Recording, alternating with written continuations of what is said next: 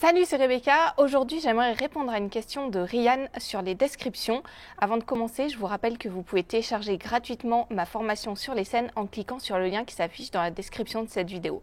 Alors pour cette question de Ryan, je vais carrément vous la lire parce qu'en fait, il y a plusieurs questions en une question, donc ce sera plus simple. Alors, il me dit « Bonjour Rebecca, je planche actuellement sur mon premier roman médiéval fantastique. Je travaille l'intrigue de mes personnages, les dialogues et les descriptions des lieux, plus particulièrement des villes, des forteresses, des maisons médiévales, etc.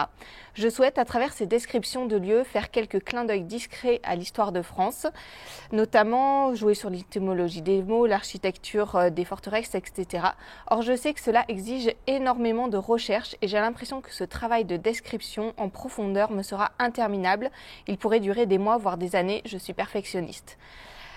Quel est ton point de vue sur le sujet? Quand faut-il arrêter de se documenter? Penses-tu qu'il est judicieux d'écrire jusqu'à ce qu'on n'ait plus rien du tout à décrire? Avoir fait de la description par les cinq sens, les ressentis, les émotions, etc. Mais cela ne risque-t-il pas d'alourdir les scènes, de tuer l'imagination du lecteur, ou vaut-il mieux décrire les aspects principaux d'un lieu en allant à l'essentiel, ou s'agit-il uniquement d'une question de style? Alors premièrement, pour répondre à la première question sur ce sujet, quel est mon point de vue sur ce sujet? Alors en fait, moi, j'adore vraiment réutiliser des choses de notre vie, de notre quotidien, de notre histoire de France ou d'ailleurs, pour alimenter mes romans, pour les transformer. Alors c'est exactement je fais la même chose pour faire des clins d'œil simplement. Je trouve ça vraiment, en fait, je trouve que c'est vraiment bien d'aller puiser dans ce qu'on a autour de nous parce que ça donne des idées. Des fois, on a l'impression qu'on peut pas trouver des idées originales, que voilà, on sait pas où trouver les idées. En fait, elles sont à portée de main et voilà, je vous invite vraiment à faire de même, à réutiliser, à faire des clins d'œil comme ça, réutiliser des choses autour de vous alors que vous écriviez dans un roman qui se passe dans le monde réel ou dans le monde imaginaire. Donc voilà, pour répondre à la première question, je trouve que c'est vraiment une très bonne idée et je fais pareil dans mes romans. Deuxième question, quand faut-il arrêter de se documenter? Alors là, c'est la question la plus difficile. Je pense qu'il y a plusieurs phases. Il y a une phase avant de commencer le roman, il faut avoir une documentation minimale, surtout si on a vraiment besoin de tous ces éléments, qu'on crée un monde ou qu'on est dans un contexte précis.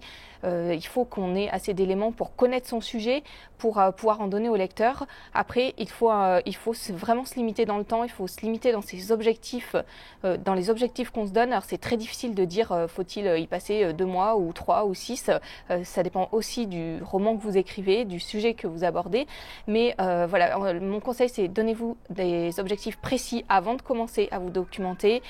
Pour chaque session d'écriture, enfin de recherche documentaire, donnez-vous un objectif précis dans le temps et un objectif précis en termes de ce que vous cherchez pour éviter que ce soit trop chronophage. Voilà.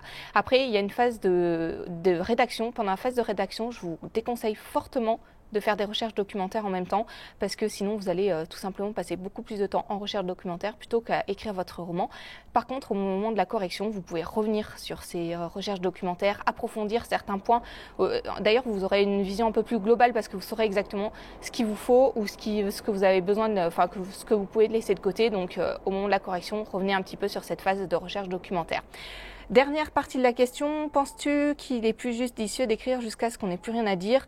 Au niveau de la description, en gros, est-ce qu'il faut faire des descriptions interminables, enfin, je m'entends, ou des descriptions plutôt courtes? Alors, je pense qu'en effet, il y a une question de style. Il y a une question, il faut que vous regardiez vous aussi ce que vous aimez faire, ce que vous aimez lire en tant que lecteur. Pensez que votre lecteur, il a une mémoire vive, une mémoire immédiate qui est limitée. Donc, de toute façon, il ne retiendra pas tout.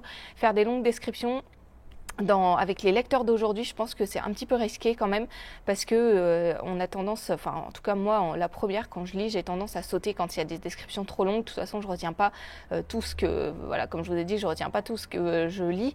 Et je pense qu'il y a une part qu'il faut vraiment laisser aussi à l'imagination du lecteur. Veillez dans vos descriptions à mettre en avant les points qui sont vraiment importants pour votre roman, ceux qui sont essentiels pour l'histoire, pour faire avancer l'histoire.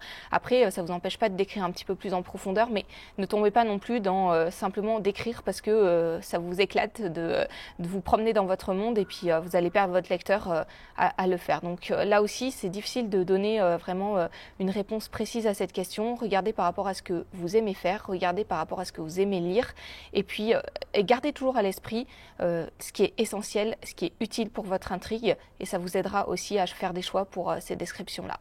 Voilà, j'ai fait à peu près le tour de ces questions. Je vous rappelle que vous pouvez télécharger ma formation sur les scènes en cliquant sur le lien qui s'affiche dans la description de cette vidéo et je vous souhaite un très bon week-end.